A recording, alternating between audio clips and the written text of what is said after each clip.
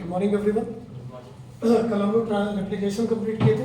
हम लोग central dogma की बात कर रहे हैं, जहाँ पर सेंट्रल डॉग्मा में या जेनेटिक फ्लो ऑफ इंफॉर्मेशन में 3 स्टेप की बात हो रही थी। एक डीएनए का रेप्लिकेशन, दूसरा आरएनए का ट्रांसक्रिप्शन और तीसरा प्रोटीन का ट्रांसलेशन। डीएनए की रेप्लिकेशन कंप्लीट कर लिया आपने। डिफरेंट स्टेप्स को मैकेनिज्म के तौर पर आपने अगर होते हुए देखा, जहाँ पर फाइनली अपना डीएनए ठीक है कार्बन कॉपी बनाकर डीएनए रेप्लिकेट कर चुका है। अब डीएनए के 2 स्ट्रैंड है ना, एक डीएनए का स्ट्रैंड है जिसको कोडिंग स्ट्रैंड कहते हैं, और एक डीएनए का स्ट्रैंड है जो 3 से 5 प्राइम वाला पोलैरिटी वाला चेन है, वो नॉन कोडिंग स्ट्रैंड कहलाता है। जिस तरह से डीएनए की रेप्लिकेशन में दोनों चेन ठीक है रेप्लिकेशन करने के लिए, रेप्लिकेट करने के लिए दोनों चेन एक्सपोज हुआ था, तो डीएनए के रेप्लिकेशन के केस में हम डीएनए के दोनों स्ट्रैंड को टेम्पलेट कहते हैं। लेकिन हमारे इस ट्रांसक्रिप्शन के केस में बात हो रही है कि डीएनए पर जो आरएनए का फॉर्मेशन होगा वो आरएनए का स्ट्रैंड सिर्फ एक किसी पर बनेगा, या तो कोडिंग पर या नॉन कोडिंग पर। तो हमने जाना कि जो स्ट्रैंड एक्सपोज करती है सिर्फ उसी पर आरएनए की फॉर्मेशन होती है।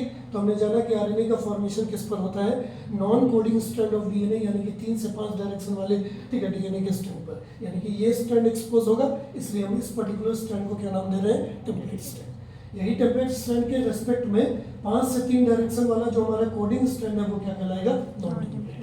तो डीएनए के नॉन कोडिंग स्ट्रैंड पर या डीएनए के टेम्पलेट स्ट्रैंड पर एंटी पैरेलल डायरेक्शन में 5 से 3 पोलैरिटी वाला एक न्यू या नेसेंट आरएनए मॉलिक्यूल का बनना, that process is known as formation of RNA. या डीएनए की जेनेटिक इंफॉर्मेशन ना कॉपी होकर आरएनए पर आएगी। तो हम कह रहे हैं कि आरएनए की फॉर्मेशन या जेनेटिक फ्लो ऑफ इंफॉर्मेशन जो हम गैदर कर रहे थे, जो हमारा स्टोर्ड मटेरियल के रूप में डीएनए पर प्रेजेंट था, हमने जाना कि उन जेनेटिक इंफॉर्मेशन का कॉपी होना किसमें, आरएनए में। और आरएनए जो बनेगा वो कैसा होगा, 5 से 3 डायरेक्शन वाला।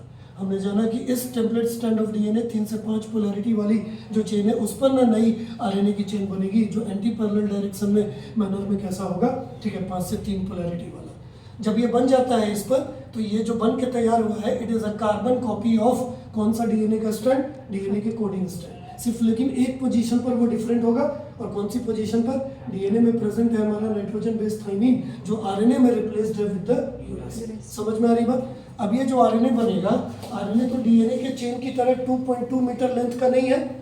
तो हमने जाना कि क्या पूरे 2.2 मीटर लेंथ ऑफ डीएनए पर पूरा हमारा आरएनए जो बनेगा वो भी 2.2 मीटर लेंथ का बनेगा, नहीं। समझ में आ रही बात। तो हमने जाना कि जिस आरएनए की फॉर्मेशन होने वाली है वो आरएनए डीएनए के कुछ ही पार्ट या सेगमेंट पर बन के तैयार होगा, और जितना ही सेगमेंट पर वो बन के तैयार होगा, उसी सेगमेंट को जो इन्वॉल्व होती है ठीक है ट्रांसक्रिप्शन या आरएनए की फॉर्मेशन में, हम उस यूनिट को क्या कहते हैं, transcriptional unit. The segment of DNA जो इन्वॉल्व होता है या स्ट्रैंड ऑफ डीएनए जो इन्वॉल्व होती है ट्रांसक्रिप्शन करने में, आरएनए की फॉर्मेशन में, हम उसको क्या कहते हैं, ट्रांसक्रिप्शनल यूनिट कहते हैं।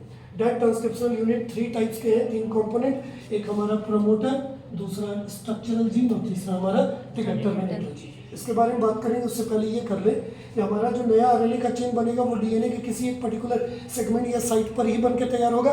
तो हमने जाना कि वो आरएनए जो बनेगी सिंगल स्ट्रैंडेड के रूप में, वो 70,000 न्यूक्लियोटाइड से लेकर मैक्सिमम कितना हो सकता है, 12,000 न्यूक्लियोटाइड का। इतना ही बड़ा चेन है। तो 2.2 मीटर लेंथ ऑफ डीएनए पर डिप्लॉयड की कंडीशन में 6.6 इंटू 10 टू द पावर 9 यानी कि approx to 6 billion base pair है। हम उस 6 बिलियन बेस पेयर में मैक्सिमम एक आरएनए का सेगमेंट की बात कर रहे हैं जो नया बन के तैयार होगा, वो सिर्फ 12,000 न्यूक्लियोटाइड का ही है। समझ में आ रही है बात। इतना ही छोटा सेगमेंट है जो बन के तैयार हुआ। समझ में आ रही है बात। अब हमने जाना कि ये जो 12,000 न्यूक्लियोटाइड का जो बन के आरएनए मॉलिक्यूल तैयार हुआ है, इस पर डीएनए की जितनी भी इंफॉर्मेशन थी जो बेस सीक्वेंसेस के रूप में था, कॉम्प्लीमेंट्री सीक्वेंस, पैलिंड्रोमिक सीक्वेंस और रिपीटेटिव, जो हम सबका यूनिक है, वो सब में कॉपी होकर इस पर्टिकुलर 12,000 के ठीक है न्यूक्लियोटाइड के सीक्वेंस में आ जाएगा। समझ में आ रही बात। जो फ्यूचर में ठीक है रिपीटेटिव सीक्वेंसेस सब अलग हो जाएगी, उससे बनेगा टीआरएनए, जो भी इंट्रोनिक लूप के रूप में अलग होते हुए देखा जैसा आपने लिखा है। उसी तरह से इसका जो पैलिंड्रोमिक होगा वो सीक्वेंस अलग होकर बनेगी डिफरेंट टाइप्स ऑफ आरआरएनए, जो फ्यूचर में बनेगा राइबोसोम। और जो कॉम्प्लीमेंट्री सीक्वेंसेस होगी उससे हमारा कौन सा मैच्योर्ड एमआरएनए तैयार होगा। समझ में आ रही है बात। तो यहाँ पर डायग्रामेटिक फिगर में ये दिखा रहे हैं कि ये हमारा डीएनए जो कैसा है, डबल स्टैंडर्ड इन नेचर। ये हमारा डीएनए है ना, डबल स्टैंडर्ड। ये जो डबल स्टैंडर्ड डीएनए है, इसका एक चेन 5 से लेकर 3 डायरेक्शन पोलैरिटी का, और दूसरा 3 से 5। इसी डीएनए के चेन पर हम वो सेगमेंट जो इन्वॉल्व होती है ट्रांसक्रिप्शन करने के लिए, आरएनए की फॉर्मेशन करने के लिए, उसको आप ट्रांसक्रिप्शनल यूनिट कहते हैं। And that transcriptional unit has how many components, 3। One is promoter, second is structural gene and the third one is terminator. So this P is, जिसको डिनोट कर रहे हैं पी से, वो हमारा प्रमोटर जीन या प्रमोटर साइड है। जो लास्ट में डिनोट कर रहे हैं वो हमारा टी टर्मिनेटर जीन या टर्मिनेटर साइड है। इस प्रमोटर जीन का काम है, ठीक है, आरएनए की चेन की फॉर्मेशन को इनिशिएट करना, स्टार्ट करना, और जब आरएनए का चेन पूरा बन जाएगा तो उसको टर्मिनेट या स्टॉप करने का काम कौन करेगा? ये टर्मिनेटर जीन। समझ में आ रही बात? यानी कि अगर ये स्टार्ट करे और वो बंद करे तो इसका मतलब है कि हमारा आरएनए जो बनेगा वो किस साइड पर बनेगा? स्ट्रक्चरल जीन के सिस्टोन पर, जिसको हमारे डीएनए का फंक्शनल सेगमेंट कहा जाता है। And that functional segment is denoted by the term axon. आपने आगे लिखा था ना, तो उस पर बात करेंगे। अब हम कह रहे हैं कि ये स्ट्रक्चरल जीन या सिस्टोनी है ना, जो आगे ट्रांसक्रिप्शन से इन्वॉल्व होकर फाइनली उसने क्या बनाया? आरएनए बनाया, फिर आगे ट्रांसलेशन करके प्रोटीन बनाएगा और उससे हमारी बॉडी में कैरेक्टर डेवलप होगा। तो ये जो स्ट्रक्चरल जीन है, जिसको हमारा फंक्शनल सेगमेंट ऑफ डीएनए कहा जाता है, जो ट्रांसक्रिप्शन और ट्रांसलेशन करते हैं, हमने जाना कि यही, ठीक है, जो ट्रांसक्रिप्शन और ट्रांसलेशन करके प्रोटीन यानी कि कैरेक्टर को डेवलप करेगी, ये तो तब डेवलप करेगा जब ये फंक्शनल हो और काम करे। ये तो ऑपरेटेड है किसी जीन से, और वो कौन सा जीन है? Operator gene. और वो ऑपरेटर जीन हमारे पूरे डीएनए का सबसे स्मॉलेस्ट जीन है, जो 27 बेस पेयर से बना है, जो एक्ट करता है एक स्विच की तरह। तो कैसे स्विच है? जो ऑन और ऑफ होता है। तो लाइकवाइज हमने जाना कि ऑपरेटर जीन एक स्विच है जो ऑन और ऑफ होती है। अगर ये ऑन है तो स्ट्रक्चरल जीन अपने ट्रांसक्रिप्शन और ट्रांसलेशन करके कैरेक्टर डेवलप करेगा, और यही ऑपरेटर अगर ऑफ है, समझ में आ रही बात, तो हमने जाना कि ये स्ट्रक्चरल जीन ट्रांसक्रिप्शन और ट्रांसलेशन नहीं करेगी और प्रोटीन नहीं बनेगा। समझ में आ रहा है बात? इस ऑपरेटर जीन को कौन रेगुलेट करता है? तो हमने जाना कि this operator gene is regulated by regulatory gene. समझ में आ रही है बात? तो हमारे डीएनए पर एक रेगुलेटरी जीन है, और वो रेगुलेटरी जीन अकर होती है ग्रुप के रूप में, जिस ग्रुप में हमने रेगुलेटरी जीन को with the capital R alphabet से डिनोट किया। यही रेगुलेटरी जीन की एक्शन, अगर ये मान लो कि स्ट्रक्चरल जीन की एबिलिटी को इनहेंस करता है, तो ये regulatory gene act as a enhancer. अगर ये रोकता है तो एक्ट एज अ इनहिबिटर। समझ में आ रही है बात? इस तरह से तरह तरह की एक्टिविटीज को परफॉर्म करने के बेसिस पर आप रेगुलेटरी जीन के डिफरेंट फंक्शंस को जानते हैं। हमने जाना कि यही रेगुलेटरी जीन अकर होता है कैसे? एक ग्रुप में, और उस ग्रुप ऑफ रेगुलेटरी जीन को हमने क्या नाम दिया? ओपेरॉन। जिस ग्रुप ऑफ रेगुलेटरी जीन में खुद रेगुलेटरी जीन डिफरेंट एक्शंस वाला, उसी ग्रुप ऑफ रेगुलेटरी जीन का एक पार्ट कौन? प्रमोटर, जो उसी के ग्रुप का है, एक ऑपरेटर जो एक्ट एज अ स्विच, जो उसी के ग्रुप का है, और एक टर्मिनेटर जो उसी के ग्रुप का है, जिसका काम है टर्मिनेट करना प्रोसेस को। ये सब को मिलाकर एक ग्रुप में हम रेगुलेटरी जीन को क्या नाम से डिनोट करते हैं? ओपेरॉन से। यही ओपेरॉन का ओपेरॉन मॉडल पढ़ना है, ओपेरॉन सिस्टम पढ़नी है, जो जैकब और मोनोड ने दिया था बैक्टीरिया के केस में, प्रोकैरियोट इकोलाई बैक्टीरिया पर, ठीक है, परफॉर्म करके कि किस तरह से रेगुलेटरी जीन हमारे स्ट्रक्चरल जीन को कंट्रोल एंड रेगुलेट करती है ट्रांसक्रिप्शन और ट्रांसलेशन करवाने के लिए, और फाइनली उससे कैरेक्टर को डेवलप करने के लिए। समझ में आ रही है बात? लेकिन ये रेगुलेटरी जीन का रोल, इस ऑपरेटर का एक्ट करना एज अ स्विच, ऑन और ऑफ होना, ये दो बात को हटाकर हम कह रहे हैं कि ये दोनों का जो रोल है वो हमारे रेगुलेशन, जीन रेगुलेशन मॉडल में आएगा। इन दोनों को हटाकर कह रहे हैं कि हमारे डीएनए पर एक प्रमोटर, एक स्ट्रक्चर जीन और एक टर्मिनेटर, ये तीन को हमने क्या कहा?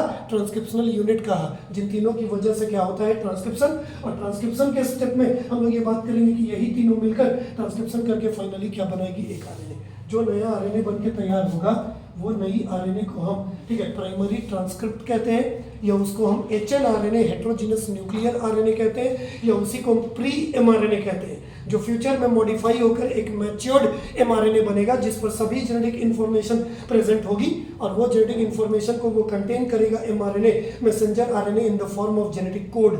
और आपको याद होगा कि एमआरएनए पर पहली जेनेटिक कोड होती है एयूजी, जिससे मिथ्योनिन अमीनो एसिड डिकोड होता है, और लास्ट में एक जेनेटिक कोड होती है जो स्टॉप कोडोन या टर्मिनेशन कोडोन कहलाती है, जो 3 डिफरेंट टाइप के होते हैं, UAA, एक UAG और एक UGA। यही वो 3 स्टॉप कोडोन है, जिसका काम है किसी अमीनो एसिड को डिकोड नहीं करना, जिसकी वजह से हमारे राइबोसोम में वो लास्ट अमीनो एसिड नहीं भेजा जाएगा, और हमारा प्रोटीन का ट्रांसलेशन का जो प्रोसेस है वो क्या होगा? स्टॉप कर जाएगा या टर्मिनेट कर जाएगा। तो यहाँ पर बात हो रही है कि स्ट्रक्चरल जीन रेगुलेटेड है, जिसका काम है क्या करना? आरएनए बनाना।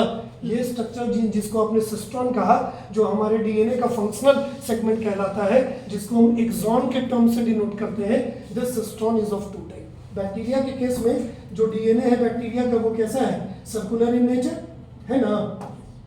बैक्टीरिया के केस में अगर बात करें तो बैक्टीरिया का जो डीएनए है वो तो सर्कुलर इन नेचर है, डबल स्टैंडर्ड, जिसको एंड पॉइंट नहीं होता है। तो हमने जाना कि सर्कुलर डीएनए पर बैक्टीरिया के केस में इसको भी तो एक प्रमोटर होगा, पी। समझ में आ रही बात? और एक टर्मिनेटर होगा। ये प्रमोटर के तुरंत पीछे का जो साइड है वो कौन है? टर्मिनेटर। ये प्रमोटर, ये टर्मिनेटर। तो इस प्रमोटर और इस टर्मिनेटर के बीच में ये जो पूरा एरिया दिख रहा है, इस पर कौन प्रेजेंट है? सिस्टोन। और वो जो सिस्टोन प्रेजेंट है वो किस कंडीशन में? बैक्टीरिया के केस में, ये प्रोकैरियोट के केस में होती है पॉलीसिस्टोनिक। पॉलीसिस्टोनिक मतलब देयर आर नंबर ऑफ सिस्टोन्स और स्ट्रक्चरल जीन प्रेजेंट इन, ठीक है, इन बिटवीन क्या? Promoter and terminator. तो मान लो कि यहाँ पर सिस्टोन 5 हुए, तो वो जो 5 सिस्टोन है वो ऐसा होगा, प्रमोटर के बाद एक सिस्टोन जीन, उसके बाद दूसरा सिस्टोन जीन, तीसरा सिस्टोन जीन, चौथा सिस्टोन जीन, और ये यहाँ से लेकर यहाँ तक 5 हुआ। समझ में आ रही बात? तो अगर 5 सिस्टोन होगी तो 5 ट्रांसक्रिप्शन होकर 5 एमआरएनए बनेगा, 5 आरएनए बनेगी ना, और उससे क्या होगा? 5 फैक्ट्री तैयार होगी, और 5 फैक्ट्री राइबोसोम के द्वारा कितनी प्रोटीन टाइप की बनके तैयार होगी? 5 डिफरेंट टाइप का। तो हम कह रहे हैं कि बैक्टीरिया के केस में, प्रोकैरियोट के केस में पॉलीसिस्टोनिक जीन्स होता है, एक प्रमोटर और एक टर्मिनेटर के बीच में, जिसका काम है क्या करना? मोर नंबर ऑफ प्रोटीन्स का फॉर्मेशन करना and different types of protein का फॉर्मेशन करना। ये पांचों जीन अलग अलग है, तो पांचों के द्वारा 5 डिफरेंट टाइप ऑफ प्रोटीन में बनके तैयार होंगे। समझ में आ रहा है? लेकिन हमारा जो, ठीक है, सिस्टोन है वो पॉली नहीं बल्कि मोनोसिस्टोनिक की कंडीशन। मोनोसिस्टोनिक कहने का मतलब कि हमारे डीएनए पर, ठीक है, सुन रहे हो, हमारे डीएनए पर एक प्रमोटर है और एक टर्मिनेटर है। इस प्रमोटर और इस टर्मिनेटर के बीच में कितनी जीन है? एक सिस्टोन, जिस कंडीशन को क्या बोल रहे हैं? मोनोसिस्टोन। तो इस एक जीन के द्वारा कितनी टाइप ऑफ एमआरएनए बनेगा? एक, और उससे एक ही टाइप ऑफ ट्रांसलेशन होकर राइबोसोम की फैक्ट्री में ओनली 1 टाइप ऑफ प्रोटीन में बनके तैयार होगा। लेकिन आपका डीएनए तो 2.2 मीटर लेंथ का है, तो उस 2.2 मीटर लेंथ पर एक प्रमोटर एक टर्मिनेटर के बीच में एक सिस्टोन, फिर थोड़ा आगे बढ़ेंगे तो एक प्रमोटर और एक टर्मिनेटर के बीच में एक सिस्टोन, फिर आगे बढ़ेंगे तो एक प्रमोटर और एक टर्मिनेटर के बीच में एक सिस्टोन। इस तरह से, ठीक है, सभी के द्वारा एक एक टाइप का ही प्रोटीन बनके तैयार होगा, but the proteins formed will be of number of types. बहुत सारे न बनके तैयार होंगे। समझ में आ रही है बात? तो एक रेगुलेटरी जीन है, एक प्रमोटर है, एक ऑपरेटर है बगल में, उसके बगल में, ठीक है, हमारा एक स्ट्रक्चरल जीन और एक टर्मिनेटर है। फिर आगे बढ़ेंगे तो फिर एक रेगुलेटरी जीन है, फिर एक प्रमोटर है, फिर एक ऑपरेटर है, फिर एक हमारा स्ट्रक्चरल जीन है मोनोसिस्टोन की कंडीशन में, और एक टर्मिनेटर। इस तरह से हमारा पूरा डीएनए, लीनियर डीएनए पर जीन्स अरेंज्ड है। लेकिन बैक्टीरिया के केस में एक ही रेगुलेटरी जीन है, एक टर्मिनेटर और एक ऑपरेटर, जिसके, सॉरी, प्रमोटर और टर्मिनेटर, जिसके बीच में नंबर ऑफ सिस्टोन्स प्रेजेंट है पॉलीसिस्टोनिक के कंडीशन में। हमारे केस में वो सिस्टोन प्रेजेंट है मोनोसिस्टोनिक के कंडीशन में। समझ में आ रही है बात? इसी सिस्टोन को फंक्शनल सेगमेंट ऑफ डीएनए कहते हैं, जिसको आपने एक्सॉन नाम दिया। लेकिन ये जो एक्सॉन है, इसके बीच बीच में कुछ इंटरप्टेड सेगमेंट